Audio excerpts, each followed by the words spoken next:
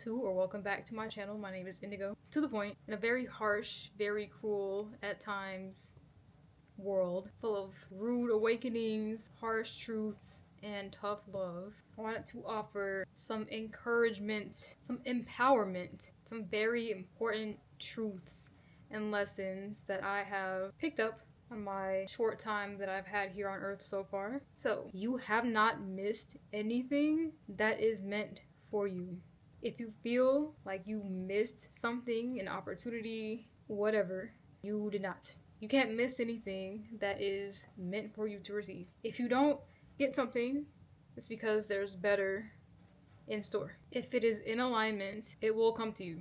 Next truth, you are allowed to outgrow people, places, situations without feeling guilty. You don't have to be the same person you've always been, and you don't have to justify it either. You know when something is no longer for you, when something is no longer a good fit, you know your body will tell you. Piggybacking off the first truth, you are not behind. You can't be behind in your own life. We're all running our own individual races despite being connected to each other. Your path is not my path, their path, her path, his path. It is your path. You cannot be behind someone else. You can't be behind in your own life. You're exactly where you're supposed to be, when you're supposed to be there, to learn the things you need to learn, to do the things you need to do.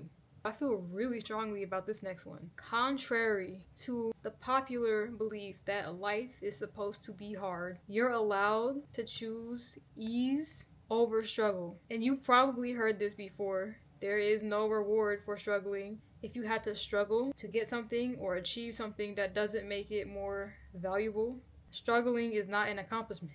You have agency, you have autonomy. It's perfectly fine if you choose ease over struggle.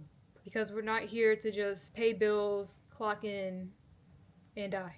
Another truth, nobody is more important than you are in the grand scheme of life, and you are no more important than anybody else. No one is above or below you, and vice versa. You're not above or below anyone else.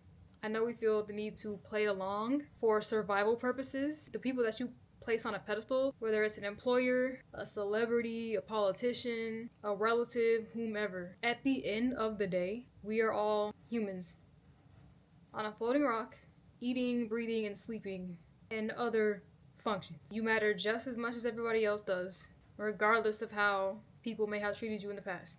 You are somebody already today. Not after you get the job, you get the degree, or whatever else. You're important, you matter, you are somebody today.